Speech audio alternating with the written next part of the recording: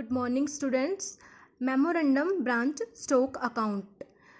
कई बार क्वेश्चन में हमारा क्या होगा कि क्लोजिंग जो स्टॉक है वो हमें मिसिंग मिलेगा। जैसे हमारा क्लोजिंग डेटर्स था या ओपनिंग डेटर्स था, कैश रिसीव्ड फ्रॉम डेटर्स था, वो हमें मिसिंग मिलते थे। तो ऐसे ही हमें जो क्लोजिंग स्टॉक है कई बार क्वेश्चन में वो भी नहीं दिया मिलेगा, लेकिन हमें इसकी ज़रूरत होती है अपना क्वेश्चन सॉल्व करने के लिए। तो आप इसको कैसे निकाल लोगे?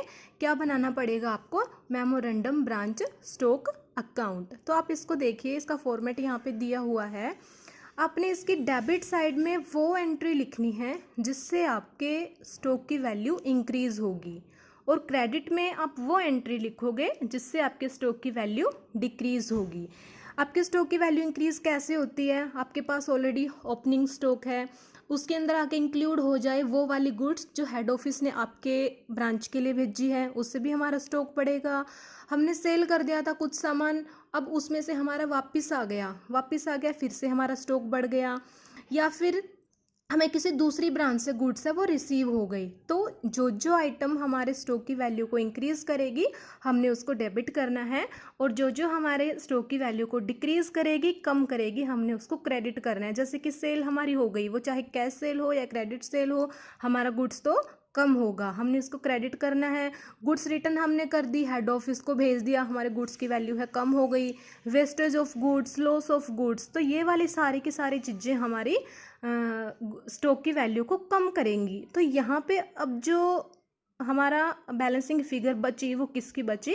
क्लोजिंग स्टॉक की। नॉर्मली आपको क्या मिलेगा कि जो डेबिट साइड है वो आपकी ज़्यादा मिलेगी और जो क्रेडिट साइड है वो कम मिलेगी। तो जो भी अब जितना भी डिफरेंस इन दोनों के बीच में है वो आपका क्लोजिंग स्टॉक होता है। लेकिन वो तो आपके क्वेश्चन के ऊपर अब डिपेंड करेगा कि वो क्लोजिंग स्टॉक है या कुछ और है, क्योंकि नॉर्मली तो ये क्लोजिंग स्टॉक ही होता है। ज़्यादा चांस आपको यही मिलते हैं कि क्वेश्चन में आपको क्लोजिंग स्टॉक नहीं दिया होता तो आप इसको क्लोजिंग स्टॉक मान लेते हो। लेकिन ये भी हो सकता है कि क्लोजिंग स्टॉक तो ऑलरेडी गिवन है आपके क्वेश्चन में, तब आपने इस वैल्यू को क्या मानना होता है? लॉस ऑफ गुड्स, नष्ट हुए माल का मूल्य। लेकिन अगर आपने क्लोजिंग स्टॉक क्वेश्चन में नहीं दे रखा है और नष्ट हुए माल का मूल्य भी नहीं दे रखा है, तो आपने इसको क्या मानना है? Closing stock. उसके बाद है accounting of loss of goods, नष्ट हुए माल का लेखा। नॉर्मल सिचुएशन में आप क्या करोगे कि आपने ब्रांच अकाउंट में इसकी कोई भी एंट्री नहीं करनी है। नष्ट हुए माल का लेखा, लॉस ऑफ गुड्स की आपने कोई भी एंट्री ब्रांच अकाउंट में नहीं करनी है, क्योंकि आपका जो क्लोजिंग स्टॉक है वो ऑलरेडी इसको एडजस्ट कर चुका है। क्लोजिंग स्टॉक का मतलब से आप क्या समझते हो? क्लोजिंग स्टॉक जो इन हैंड लास्ट डेट पे आपके पास है, उसमें से आपका जो सेल आपने किया, जो आपने रिटर्न किया, जो आपको रिटर्न मिला, वो सारी की सारी चीज़ें लेस और ऐड करने के बाद आपका फाइनल डेट पे जो अमाउंट बचा है स्टॉक का वो क्लोजिंग स्टॉक होता है। तो जो लॉस ऑफ गुड्स है वो ऑलरेडी इसके साथ एडजस्ट हो चुका है, वो इसमें से लेस हो चुका है, तो हमने ब्रांच अकाउंट में इसकी कोई भी एंट्री नहीं करनी होती। बट हम क्या करेंगे, हमारा जो हमने मतलब क्लेम कंपनी से पैसा मिला, कुछ हमें लॉस तो मान लो हो गया था 10,000 रुपये का, बट क्लेम कंपनी से हमें कुछ रिसीव हो गया, मान लो 6,000 रुपये हमें रिसीव हो गए, तो 4,000, तो जो हमें अमाउंट मिला है वो उस अमाउंट को हम कहाँ पे दिखाएंगे? ब्रांच अकाउंट के क्रेडिट में। हमें लॉस तो हुआ था 10,000 का, बट हमें रिसीव कितने हुए हैं? जो रिसीविंग हमें हुई है क्लेम कंपनी से वो हम दिखाएंगे कहाँ पे? ब्रांच अकाउंट के क्रेडिट में। लेकिन अगर आप फाइनल अकाउंट मेथड का अगर आप यूज़ कर रहे हो तो लॉस ऑफ गुड्स की एक बार तो आप एंट्री कहाँ पे करोगे? ट्रेडिंग अकाउंट के क्रेडिट साइड में। अगर आप यूज़ कर रहे हो फाइनल अकाउंट्स मेथड का, तब आपने ट्रेडिंग अकाउंट में लॉस ऑफ गुड्स की एंट्री कहाँ पे करनी है? ट्रेडिंग अकाउंट के क्रेडिट साइड में। और दूसरा, आपको 10,000 का मान लो आपकी गुड्स है वो लॉस हो गई थी, 6,000 रुपये आपको क्लेम कंपनी से मिल गए थे, तो 4,000 मान लो आपका जो लॉस आपको हुआ है, रियल में लॉस आपका कितना हुआ है? 4,000 का। वैसे तो गुड्स तो आपका 10,000 का खराब हुआ था, बट क्लेम कंपनी से आपको 6,000 मिल चुके हैं। अब इसमें से लेस करके आपके पास रियल में आपका लॉस कितना हुआ? 4,000 का। आप उसको कहाँ पे दिखाओगे? एक्चुअल में जो आपको लॉस होता है वो कहाँ पे दिखाते हो? प्रॉफिट एंड लॉस अकाउंट के डेबिट साइड में। उसके बाद है स्टॉक एंड डेटर सिस्टम। हमारी जो ब्रांच कैश सेल भी करती हैं और क्रेडिट सेल भी करती हैं, अभी तक हम पढ़ते आए कि उसके लिए हम ब्रांच अकाउंट प्रिपेयर करते हैं और प्रॉफिट निकालते हैं अपना।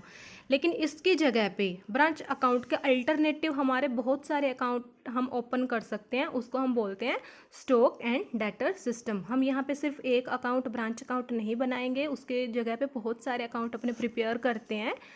जैसे फर्स्ट है branch stock account. Branch stock account, इसके डेबिट में हमने वो वाली आइटम लिखनी है जो हमारे स्टॉक की वैल्यू को बढ़ा देगी, और क्रेडिट में हमने कौन सी वैल्यू लिखनी है जो स्टॉक की वैल्यू को कम कर देगी।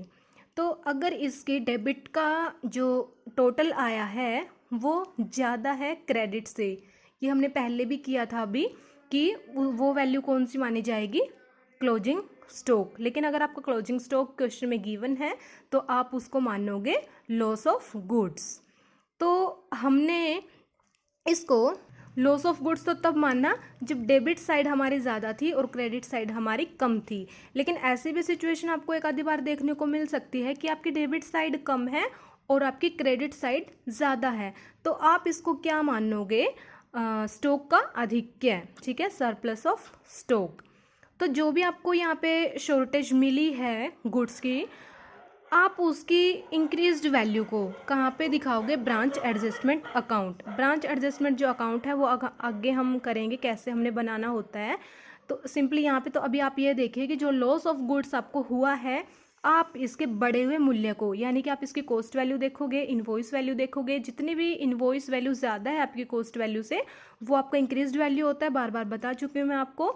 तो वो तो आपने दिखानी होती है ब्रांच एडजस्टमेंट अकाउंट की डेबिट में, और जो इसकी कॉस्ट वैल्यू है आप इसको कहाँ पे ट्रांसफ़र करोगे, प्रॉफिट एंड लॉस अकाउंट के डेबिट में। आपने सिर्फ बढ़े हुए मूल्य को दिखाना है ब्रांच एडजस्टमेंट अकाउंट में, और जो इसकी कॉस्ट वैल्यू होती है उसे आप कहाँ पे ट्रांसफ़र करोगे, प्रॉफिट एंड लॉस अकाउंट में। उसके बाद branch debtors account. Branch debtors account अब तक जैसे हम बनाते आ रहे हैं वैसे ही हमने बनाना होता है, कुछ भी डिफरेंस नहीं है।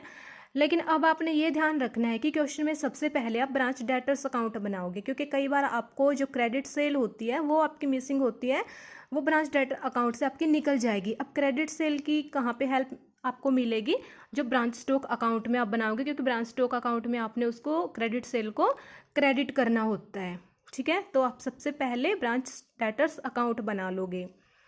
उसके बाद है branch adjustment account. Branch adjustment account, नाम से ही पता लग रहा है कि एडजस्टमेंट हमने करनी है। एडजस्टमेंट हम किसकी करेंगे, जो भी हमारा इनवॉइस वैल्यू है और जो हमारी कॉस्ट वैल्यू है, उन दोनों का जो डिफरेंस होगा उनकी हम एडजस्टमेंट करते हैं। अब किसका, जो इनवॉइस वैल्यू और कॉस्ट वैल्यू किसकी होती है, गुड्स की, ठीक है, गुड्स की ही होती है। तो यहाँ पे हमने सिर्फ गुड्स से रिलेटेड जो एडजस्टमेंट है, गुड्स की वैल्यू से रिलेटेड, उसकी एडजस्टमेंट करनी है। हमारे पास ओपनिंग जो है स्टॉक दिया हुआ है, क्लोजिंग स्टॉक दिया हुआ है, गुड्स सेंड टू ब्रांच दिया हुआ है या फिर रिटर्न है, हमने इनकी एडजस्टमेंट करनी होती है। तो यहाँ पे देखिए, आपका अगर ओपनिंग स्टॉक दिया हुआ है, आपका ओपनिंग स्टॉक दिया हुआ है, तो आप उसकी इनवॉइस वैल्यू देखोगे, कॉस्ट वैल्यू देखोगे, जो भी डिफरेंस आया ओपनिंग स्टॉक के इनवॉइस वैल्यू और कॉस्ट वैल्यू का जो भी डिफरेंस आया, आप उसको कैसे एडजस्ट करोगे, stock reserve account debit to branch adjustment account. यानी कि हमने ओपनिंग स्टॉक का जो बढ़ा हुआ मूल्य है वो ब्रांच एडजस्टमेंट अकाउंट के क्रेडिट में डालना है। किस नाम से डालोगे, स्टॉक रिजर्व अकाउंट। डालना कहाँ पे है, क्रेडिट पे। ऐसे ही जो गुड्स की सप्लाई करी जाती है हेड ऑफिस से ब्रांच को, आप उसकी एडजस्टमेंट भी क्रेडिट साइड में डाल लोगे। अगर आपने उसको रिटर्न कर दिया तो आपके पास से गुड्स चला गया, यहाँ पे आपके पास गुड्स आया था तो आपने इसकी एंट्री कहाँ पे करी थी, क्रेडिट में। अब आपके पास से गुड्स से चला गया, उसकी एंट्री आप कहाँ पे करोगे, बढ़े हुए मूल्य की ब्रांच एडजस्टमेंट अकाउंट के डेबिट में।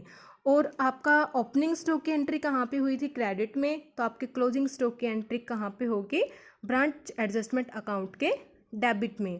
अब आपके पास जो भी बैलेंस बचेगा, आपने डेबिट क्रेडिट जो करना था कर दिया है, अब जो भी बैलेंस आपके पास बचेगा वो आपका ग्रॉस प्रॉफिट होगा। कौन सी वैल्यू आपके पास निकलेगी, ग्रॉस प्रॉफिट। ग्रॉस प्रॉफिट को आप कहाँ पे लेके जाते हैं, प्रॉफिट एंड लॉस अकाउंट के क्रेडिट में इसको ट्रांसफ़र हम कर देंगे।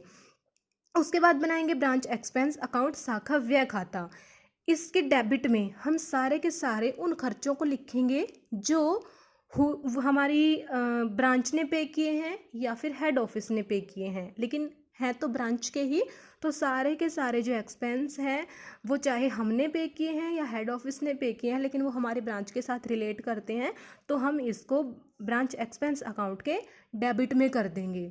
तो अब इसका जो बैलेंस निकलेगा, क्रेडिट में तो हमने कुछ नहीं करना। अब जो भी बैलेंस हमारा आया उस बैलेंस को हम ट्रांसफ़र कर देंगे प्रॉफिट एंड लॉस अकाउंट के डेबिट में। जो भी अब ब्रांच एक्सपेंस अकाउंट का बैलेंस निकला है हमारे पास, उसको हम कहाँ पे ट्रांसफ़र करेंगे? प्रॉफिट एंड लॉस अकाउंट के डेबिट में। उसके बाद है branch profit and loss account. Branch profit and loss account credit में हमने क्या डाला था? जो यहाँ पे देखो ग्रोस प्रॉफिट हमें मिला था वो हमने प्रॉफिट एंड लॉस अकाउंट के क्रेडिट में डाल दिया। ब्रांच एक्सपेंस अकाउंट जो हमारा आया था उसका जो बैलेंस था हमने उसको डेबिट में कर दिया था। उसके अलावा ये हमने क्रेडिट करना है, ये हमने डेबिट करना है, इसका जो बैलेंस आया। तीसरा हमने क्या देखना है कि जो शॉर्टेज हमें हुई उसकी जो कॉस्ट वैल्यू है, जो शॉर्टेज हुई उसकी कॉस्ट वैल्यू को भी हमने डेबिट करना है, उसको भी हमने डेबिट करना है। और तो अब इसका जो हमारा रिजल्ट निकलेगा, जो बैलेंस निकलेगा, वो हमारा हो जाएगा नेट प्रॉफिट। उसके बाद है शाखा खाता बनाना। अगर हम चाहें तो अब हमारे पास यहाँ पे नेट प्रॉफिट हमें मिल चुका है, तो अगर हम चाहें तो ब्रांच अकाउंट बना के इसको वेरीफाई कर सकते हैं, क्योंकि जो इसका प्रॉफिट होगा वो सेम ये वाला प्रॉफिट आपका निकलेगा। अब मैं प्रैक्टिकल आपको निकाल के भेज दूँगी, आप देख लेना। अगर आपको वीडियो बना के क्वेश्चन समझाना है तो वो बता देना, अदरवाइज़ आपको सारी चीज़ें समझ में आ जाएंगी, क्योंकि थियरी हमने अच्छे से कर ली है।